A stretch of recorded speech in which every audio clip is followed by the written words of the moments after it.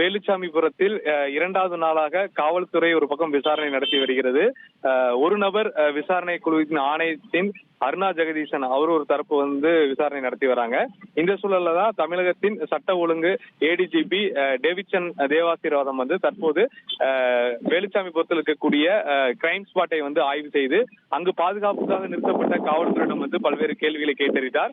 குறிப்பாக அந்த கிரைம் ஸ்பாட்ல விஜய் பேசிய இடங்கள்ல இனியும் அந்த மின் விளக்கு கம்பங்கள் மற்றும் ஒளிபெருக்கிகள் அகற்றப்படாமல் இருக்கு. அந்த ஜெனரேட்டர் அடிக்கப்பட்ட அந்த தகரங்கள் அந்த அமைக்கப்பட்ட பகுதிகள் அதை ஆய்வு செய்தார். தொடர்ந்து அவர்களிடம் இது குறித்தான கேள்விகள் கேட்டறிந்து மேலும் பாதுகாப்பு பணியை மேற்கொள்ளுமாறு அறிவுறுத்திவிட்டு சென்றார். மேலும் டிஜிபி பொறுப்பு டிஜிபி இருப்பதனால் தற்போது செய்தியாளர்களை சந்திக்க முடியாத சூழல் இருக்கிறது. மேலும் இது தொடர்பான தகவல்களை விரைவில் தெரிவிக்கிறோம். எப்போது இந்த கிரைம் ஸ்பாட் அகற்றப்படும் என்பது விசாரணை ஆணையத்தின் தலைவரிடம் பேசிவிட்டு தெரிவிப்பதாக தகவல்கள் வெளியாகி இருக்கு. இந்த சூழல்ல தான் அவர் இந்த பகுதியில் ஆய்வு மேற்கொண்டது மிக முக்கியமாக பார்க்கப்படுகிறது.